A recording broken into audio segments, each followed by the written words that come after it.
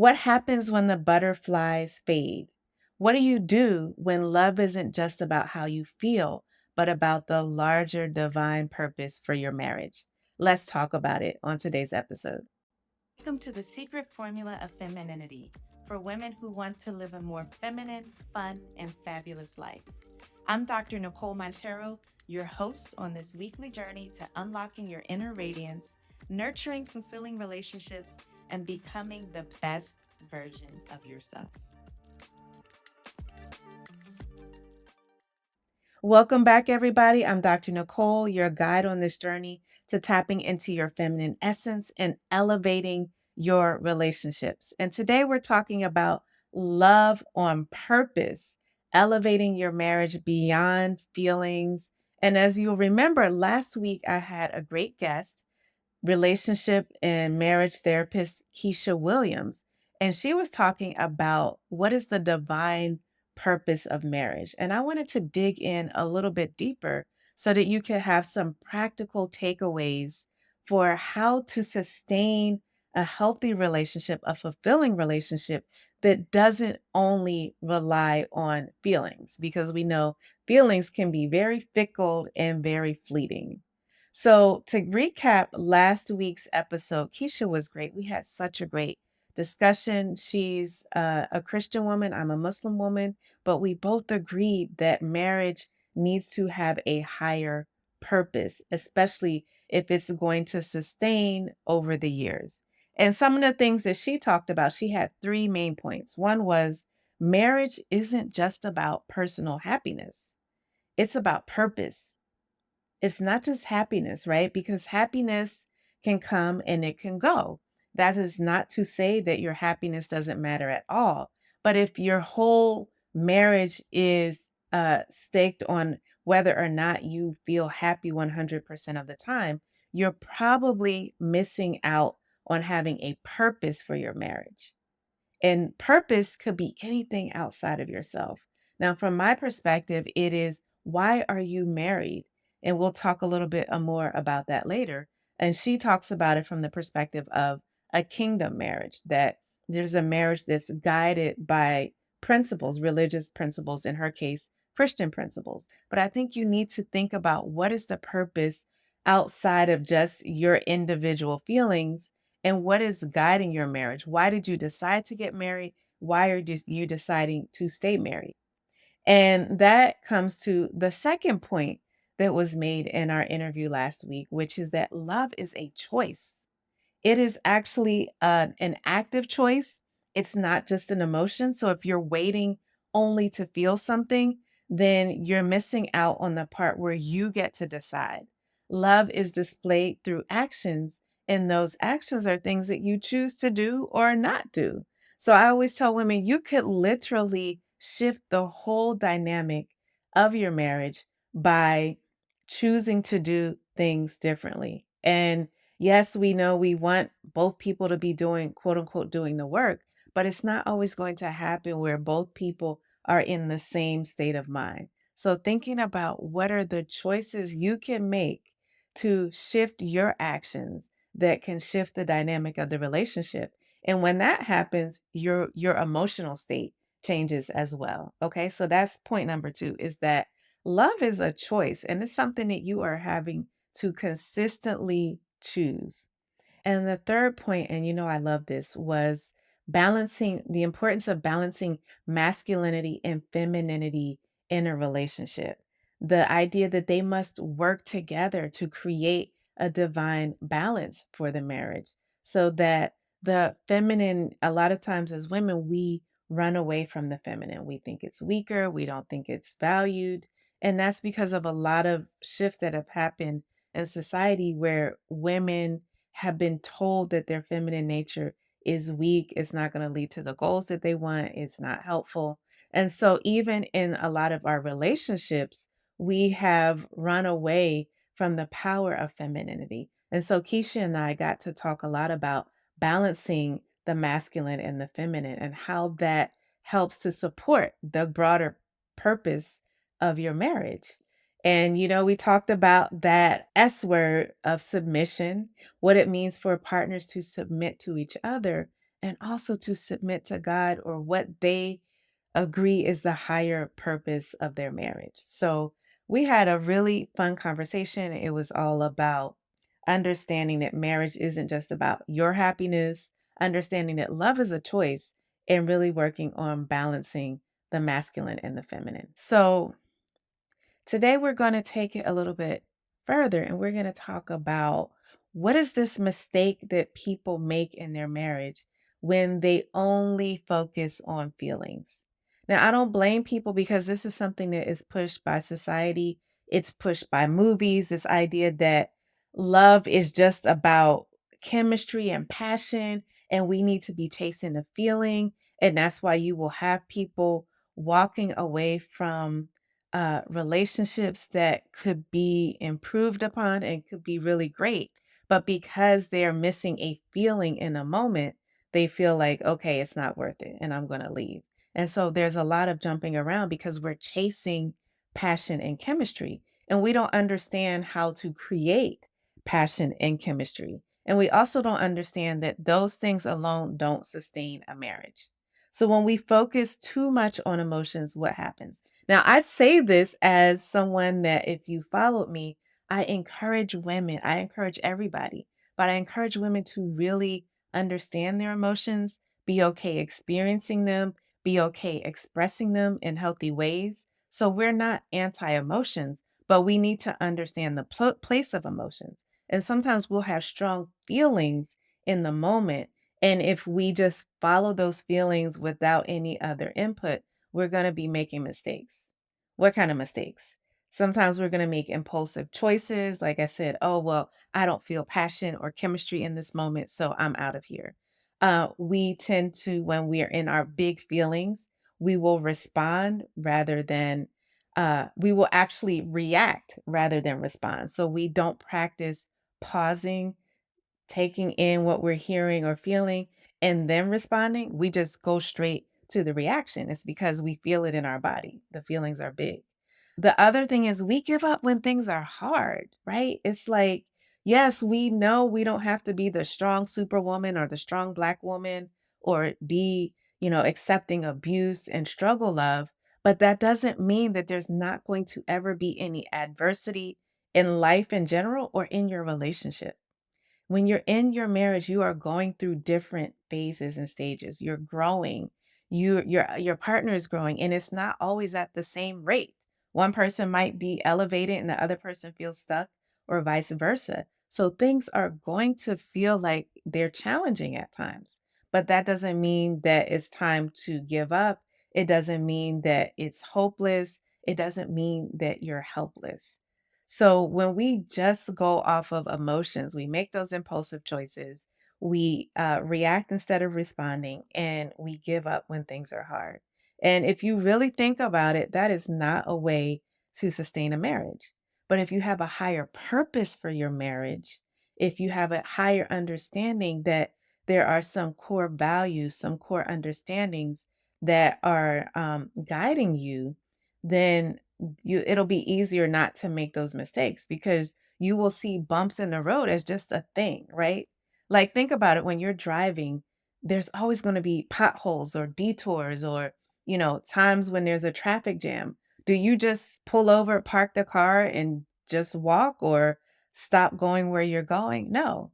You have a vision, you have a destination, you have a reason why you're going where you're going. So you understand that these roadblocks and these things that pop up are just that. They're things to figure out, they're things for you to deal with, but it doesn't mean that you give up. And so if you are a practicing religious person, then you need to lean on your faith in the texts of your religion. If you are a spiritual person, you need to lean on your core spiritual values. And if you are a person that you don't feel like you are religious or spiritual or whatever, there is something that drives your purpose in life. And when you're thinking about a long-term commitment like marriage, these are things that you want to talk about. What are we striving for as people? Why are we doing what we're doing? Why is this marriage or relationship important to us? So I always ask couples to reflect on what is the deeper why behind your relationship? Is it growth and development? Is it fulfilling a religious tenet? Is it building stability and creating a family? Is it building generational wealth? Like there is a why behind your relationship. And there's usually several whys, but you really need to think about what is the why. And love, if we think about it, love is a part of our relationships, most modern relationships. And even if you look at arranged marriages, love develops, right? But one thing about love is that it is beyond the feeling. And if you really think about the why to your marriage, that's going to help you reconnect to the love when it feels like it's fading. So, how do you actually build a marriage that is on purpose? You have to step back and build a relationship and even a friendship that is on purpose. And that is usually when it is aligned with core values or it is built on core values. And we hear this all the time when we hear corporations or institutions talk about their core values. And if you think about it, we don't always do that for ourselves, but it's important to do that, whether it's looking at what you're doing in your job, your career, or your business, or who you want to work for, or even the friendships you have, or the activities you engage in. They should be aligning with your core values. So, why not your marriage? Why not the core of your relationship? It needs to have a shared vision for the future. That means that communication is key, right? Because in the beginning, it can feel like you don't have to communicate a lot because the feelings are strong. That's when you go off of that chemistry. That person is attractive and I love that person and they feel good to me. I make them feel good and, all of this surface level stuff. And there's all kinds of things happening in our brains when that is going on. There's a lot of dopamine, there's a lot of anticipation, there's the reward centers in the brain. If we're feeling good, we have enough serotonin. And then there's the oxytocin, which is the love feeling when you are intimate or hugging or physically touching. So there's all kind of chemical reactions that will make you feel like, hey, all is okay with the world. But when those things settle down, as when you get with someone and they become more familiar, the routine sets in, those chemical reactions start to die down. And that is where the shared vision comes in. The shared vision for your marriage could be that we are basing this relationship on our belief in what God wants for us and that this relationship is blessed by God and us getting through the hard times is a form of worship, right? That's an example of having a shared vision. And that shared vision is going to help you think about what you believe about faith and family and growth. Are you focusing on building a life together and stability? Are you focusing on helping the community and building institutions that help the community? I know people whose relationship and their marriage is built on how they want to serve others. And that is something, a shared value that attracts them and is the glue that keeps them together. So when you think about core values, you have to think about what is the vision that I have for myself? What is the vision my partner has for himself? And how are they coming together? And this is a place where you start to develop emotional and spiritual maturity. Because that part where we're just chasing the passion and the chemistry, and we don't look at duty, responsibility, respect, mutual understanding, then it can get real easy to get annoyed at your partner and to not have grace for them and to feel like they're the enemy. And one thing I have found is that when couples can come together and feel like they're on the winning team together, then those problems, they can attack it as like that's somebody trying to tear us apart versus going to your partner and saying, he's trying to tear me apart. You need to look at it together as we are the team, and anything coming at us is not going to break us apart. The outside part is the enemy, not your partner being the enemy, right? But yeah, a lot of us need to cultivate that emotional and spiritual maturity. If you're immature, if you don't sit with yourself and understand who you are, right? I believe we are spiritual beings. We are put here for a purpose as human beings. So, one thing that we all need to do in a successful marriage is cultivate emotional and spiritual maturity. Because we got to be honest, a lot of us are immature. I was talking to someone that was telling me about things they were doing in their relationship because they feel upset, they feel anxious. And I said, well, what gives you the right to treat someone else poorly or to disregard how they're feeling just because you feel anxious, right? That's a level of immaturity. That's what kids do. It's all about them and what they don't like and what they like. And we have to help them to mature. And so becoming more emotionally and spiritually mature is learning to communicate with grace. Bring it down. It's not all the bring it down. It's not always about arguing and just pushing your point across. It's about setting boundaries, even setting boundaries with those outside of your marriage so that not everyone has access to what's happening or that you gossip about your partner and complain and go online or tell everybody, at the slightest thing that he does that, this is over, right? It's about setting boundaries with the outside world, but also within your relationship. If you see your partner being in an immature space, that doesn't mean you follow behind that, right? You sometimes have to be the one that models a more mature way of being. So setting boundaries is so important and regulating your emotions. That's where you get to the point where you're able to be able to communicate with grace, where if somebody else is mad and triggered, it doesn't mean you have to get mad and triggered. So much is gained when if just one person in an argument in a relationship can be emotionally regulated, that helps the other person to regulate. Right? And it can be hard because if you're in a relationship with someone who's a yeller or they get real hype and triggered, then it's going to take a lot of work for you to maintain your calm and your cool. But it will do wonders, right? If you have two people who are on 100, then nobody's leading the way to calm down. So developing that emotional and spiritual maturity is important. And what motivates you to do this, again, is that shared value for your relationship, that this is important enough to me that I'm not going to just throw it away by taking low blows and punching below the belt with this person because I'm emotionally dysregulated. No, it is important enough for me to take a step back and say, you know what?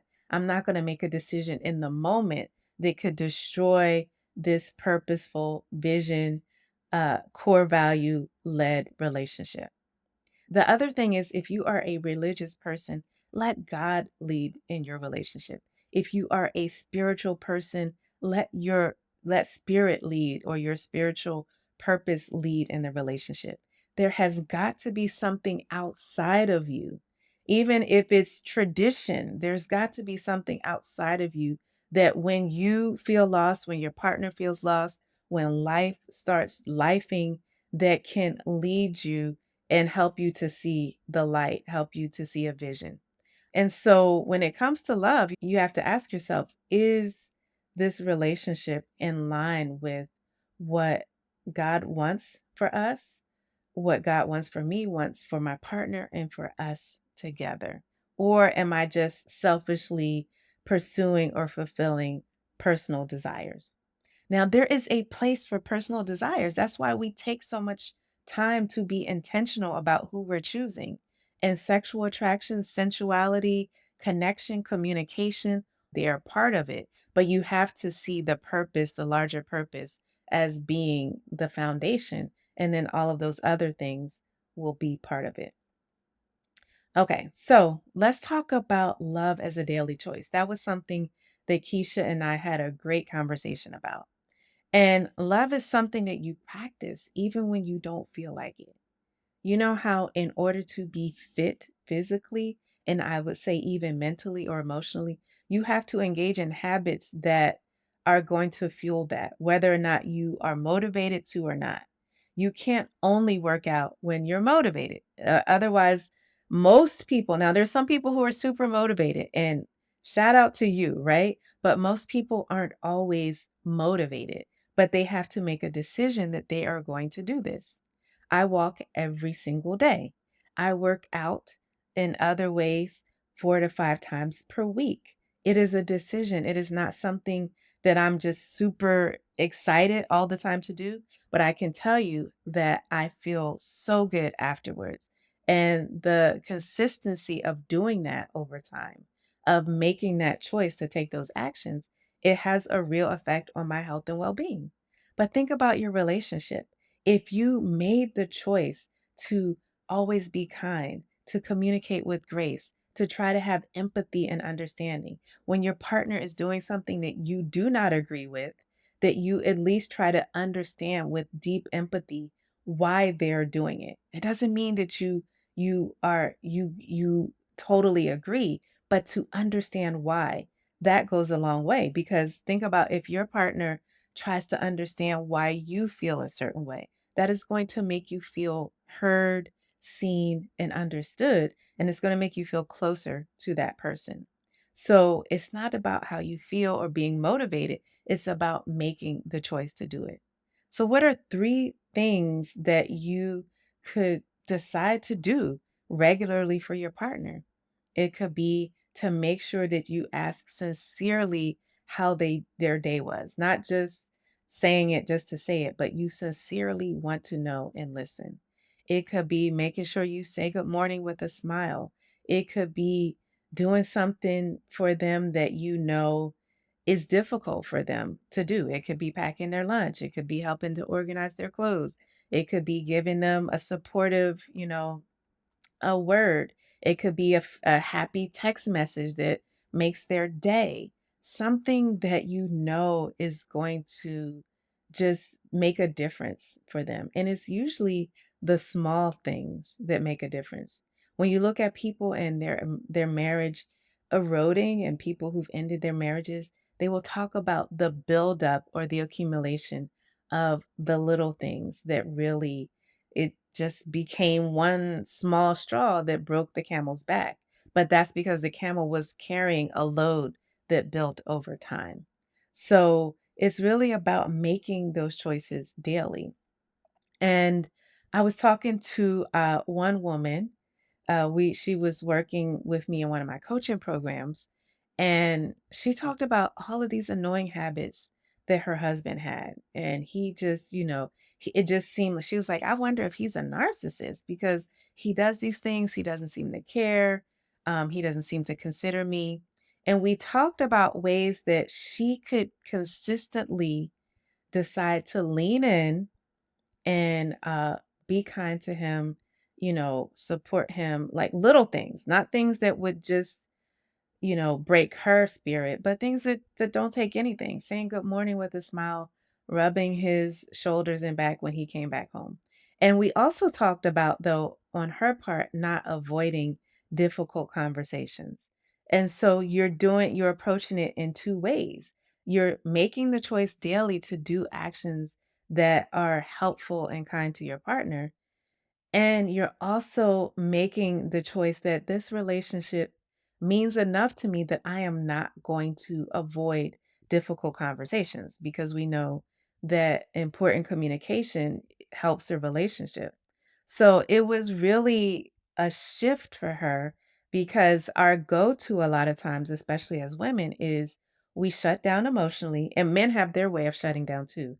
But we shut down emotionally, we stop communicating, we stop saying what's really important, and then we go into our shell and we stop doing the things that are also supportive, the little things that are supportive to our partner. So in that case, each of us are feeling alone in the relationship. We're not leaning in, and we're not doing the little things. So think about love as a choice. The little things that you do are daily actions and choices, and the big things that you do, it's all a choice in terms of the action you're going to take. So, some practical steps for your purpose driven love is to focus on the actions over the words. Love is an action. Love is a verb, as they say. So, what can you do daily to pour into your partner?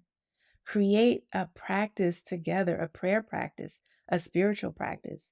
If you are religious, pray together. That is important. It keeps your purpose front and center so that when things get tough, when they say never go to bed angry, I would say, well, you should try to go to bed with as much resolved as possible, but don't force it.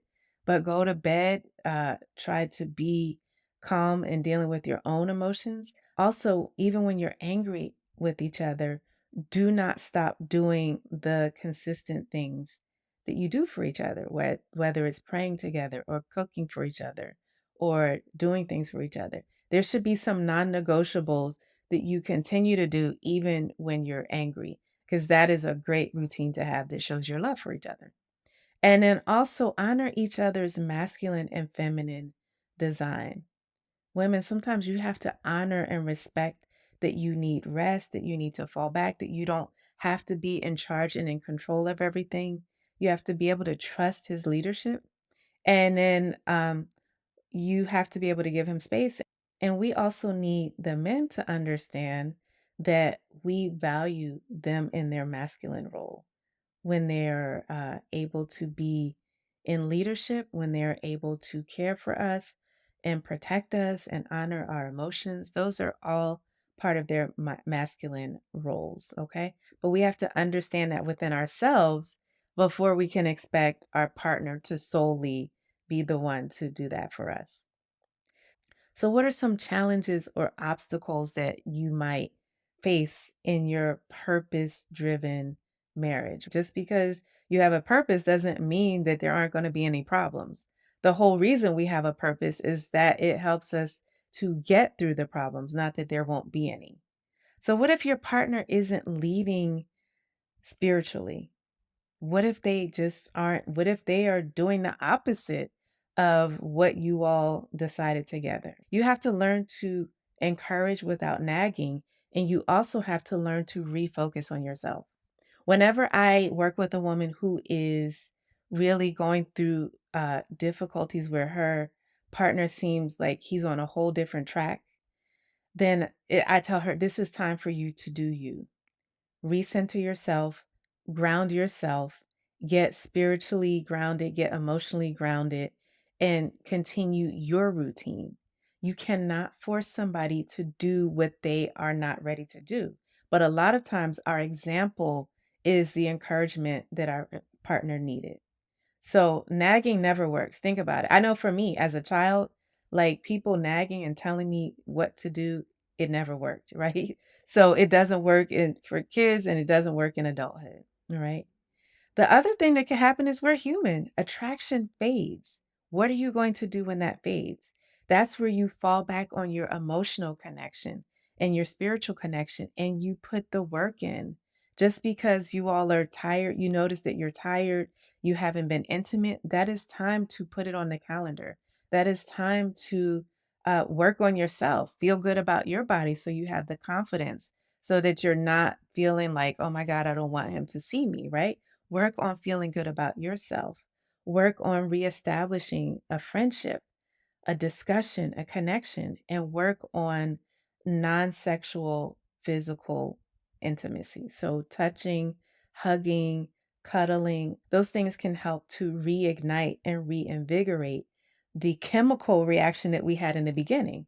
And a lot of times, let me tell you this, when we say that we have lost the attraction, some of it is that all of the strong chemical reactions that we had in the beginning of the relationship kind of settled down. It's not that they're completely gone, but life gets busy. You have, so many things going on, and those intense chemical reactions have stabilized. So you feel a big difference. But that doesn't mean there's no attraction, right? That's when you have to start to do the work to really hone in on why you were attracted to this person in the first place, reestablish your emotional connection, your spiritual connection, and understand that enjoying each other is a right that you have.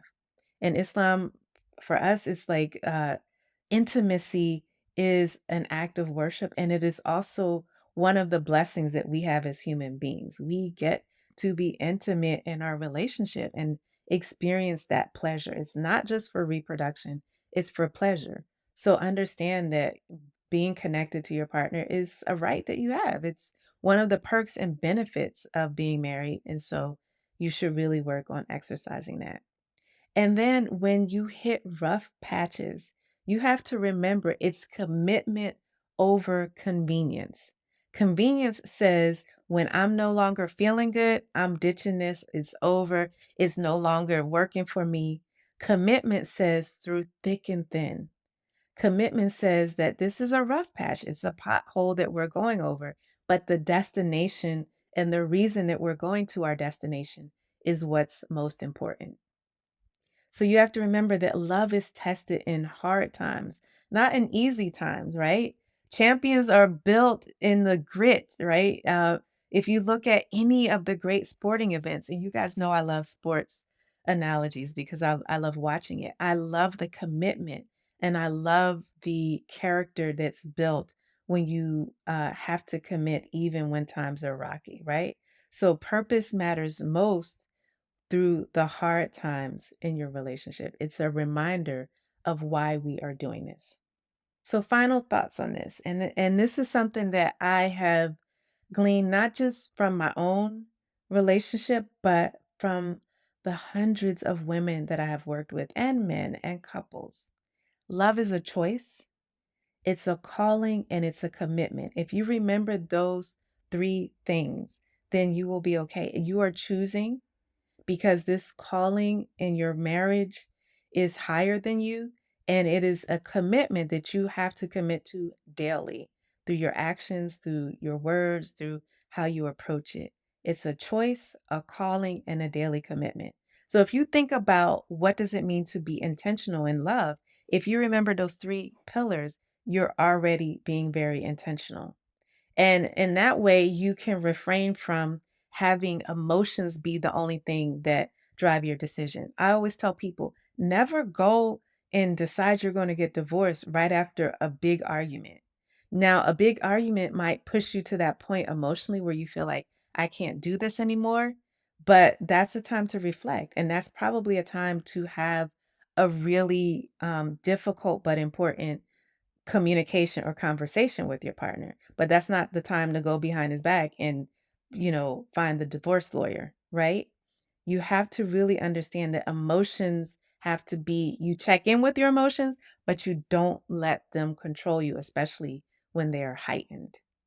All right. So I want you to comment in the comments. I love you all's comments. Let me know for you, what does a purpose driven love look like? What does it look like to sustain a marriage or a long term relationship outside of just how you feel about yourself?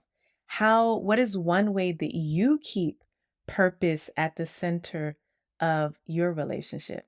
And how has that helped you get through the challenges? If you want to dig deeper and get some deeper insights into this, don't forget to check out my book, The Boundaries to Bliss Blueprint, for women who are finally ready to win at love. And if you're looking for a community, a supportive community of women who are purpose driven within themselves, they're able to embrace their femininity and they are able to be in flourishing and fulfilling marriages and relationships, then you want to check out my community, the Boundaries to Bliss Society. It's my inner circle for women who are about elevating in all areas of their femininity, their boundaries, and their relationships. Don't forget to subscribe and share and tag a woman that you know needs to hear this message about a purpose driven marriage and how to love on purpose, not just based on your emotions. Thank you so much for joining me today, and I will see you in the next episode. I'm Dr. Nicole.